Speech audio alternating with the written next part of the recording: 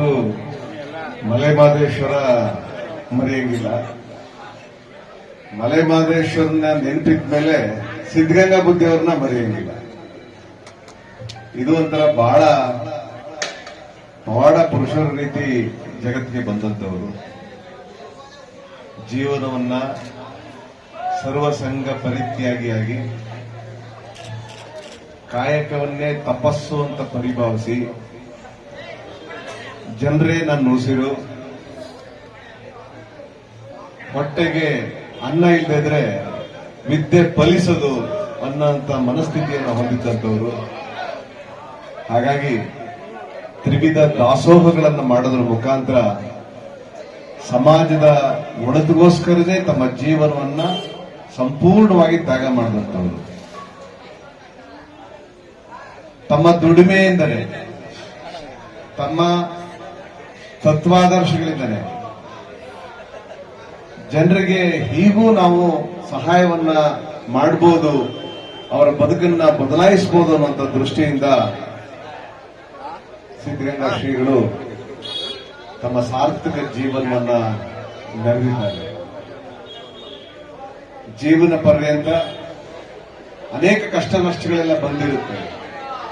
ಆದ್ರೆ ಇಂಥದೊಂದು ಕಷ್ಟ ಬಂದಿದೆ ಅಂತ ಅವ್ರು ಯಾರಿಗೂ ಹೇಳ್ಕೊಳ್ಳೋದಿಲ್ಲ. ಅಂತ ಮಹಾನುಭಾವರ ಹೇಳಿಕೆಗಳು ಎಲ್ಲೂ ಸಿಗೋದೂ ಇಲ್ಲ.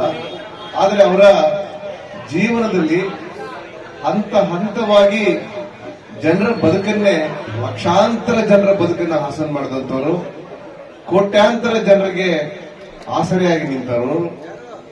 ಇವತ್ತು ದೇಶ ವಿದೇಶಗಳಲ್ಲಿ ಅನೇಕ ವಿದ್ಯಾಭ್ಯಾಸ ಮಾಡಿ ಬಡ ಮಕ್ಕಳಿಗೆ, ಅದರಲ್ಲೂ ವಿಶೇಷವಾಗಿ ನಾವು ಸುತ್ತೂರು ಮತ್ತು ಸಿದ್ಧಗಂಗಾ ಮಠಗಳ ಬಗ್ಗೆ ಅಪಾರವಾದಂತ ಭಕ್ತರಿದ್ದಾರೆ, ಅಭಿಮಾನಿಗಳಿದ್ದಾರೆ. ಮತ್ತೆ ಎಲ್ಲಕ್ಕಿಂತ ಹೆಚ್ಚಾಗಿ ಪ್ರತಿಯೊಂದು ವರ್ಗನೂ ಕೂಡ ಅವ್ರನ್ನ ಪ್ರೀತಿಸುತ್ತೆ ಅಂದ್ರೆ ಅವ್ರು ಯಾವುದೇ ಧರ್ಮ, ಜಾತಿ, ಮತ, ಪಂಥಗಳ ಭೇದವಿಲ್ಲದೆ ಅವರಿಗೆ ತ್ರಿವಿಧ ದಾಸೋಹಗಳನ್ನು ಕೊಟ್ಟಂತವರು. ಹಾಗಾಗಿ ಇವತ್ತು ಅವರು ಪ್ರಾತಸ್ಮರಣೀಯರು. ಅವರನ್ನ ನೆನೆಸ್ಕೊಳ್ಳೋದ್ರಲ್ಲಿ, ಅವ್ರ ಬಗ್ಗೆ ಅಭಿಮಾನ ಪೂರ್ವಕವಾಗಿ ನಾವು ಎದೆ ತುಂಬಿ ಮಾತಾಡೋದ್ರಲ್ಲಿ ನಮ್ಮ ಶಕ್ತಿ ವೃದ್ಧಿ ಆಗುತ್ತೆ ಹೊರತು ಅವರ ಶಕ್ತಿ ಮತ್ತು ಪ್ರೇರೇಪಣೆ ನಮ್ಮಂತವರ ಜನಸಾಮಾನ್ಯರಿಗೆ ಒಂದು ದಾರಿದೀಪ ಆಗ್ತದೆ.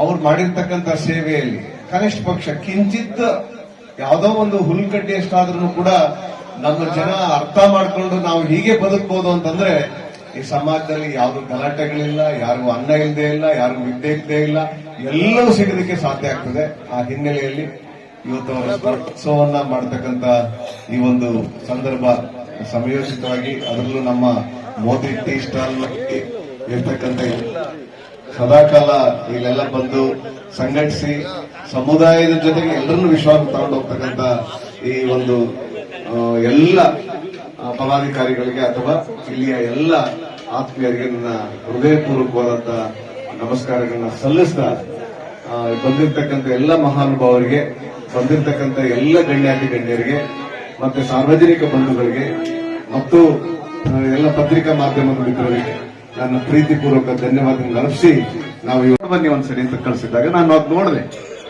ನೋಡಿದ ಮೇಲೆ ನಾನು ಹೆಂಗಿದೆ ಅಂತ ಬಂದು ರಿಪೋರ್ಟ್ ಹೇಳಿ ಅಂದ್ರು. ಹೋಗಿ ಸ್ವಾಮೀಜಿಯವ್ರ ಹತ್ರ ಮಾತಾಡಿದೆ, ಬುದ್ಧಿಯವ್ರ ಹತ್ರ. ಬುದ್ಧಿಯವ್ರಿಗೆ ಹೇಳಿದೆ, ಬುದ್ಧಿ, ನಮ್ಮಲ್ಲಿ 4 ವರ್ಗ ಇರುತ್ತೆ.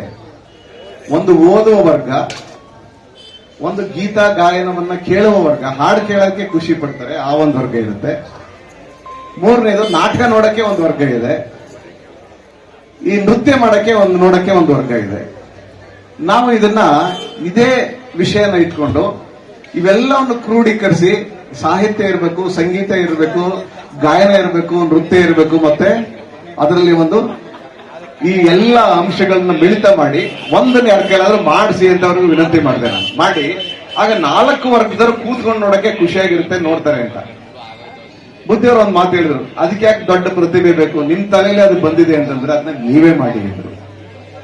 ಹಾಗಾಗಿ ನಾವು ಸುಮಾರು 6 ತಿಂಗಳ ಕಾಲ ಎಲ್ಲ ವಿದ್ವಾಂಸರನ್ನು ಒಳಗೊಂಡು ಅದ್ರ ಬಗ್ಗೆ ತಿಳುವಳಿಕೆ ಅಷ್ಟರು ಯಾರಿದ್ದಾರೆ, ಅದ್ರ ಸಾಹಿತ್ಯ ಯಾರು ಗೊತ್ತಿದೆ, ಎಲ್ಲರ ಹತ್ರ ಚರ್ಚೆ ಮಾಡಿ ಆಗ ಅಂತಿಮವಾಗಿ ಬುದ್ಧಿಯವರ ಹತ್ರನೇ ಸಾಕಷ್ಟು ಬಾರಿ ಹೋಗಿ ಅದನ್ನ ತಿದ್ದುಪಡಿ ಮಾಡಿಸಿ ಒಂದು ಅಂತಿಮ ಹಂತಕ್ಕೆ ತರಕ್ಕೆ ಸುಮಾರು 6 ತಿಂಗಳ ಕಾಲ ನಾವು ಅದಕ್ಕೆ ವಿನಿಯೋಗಿಸಿದ್ವಿ.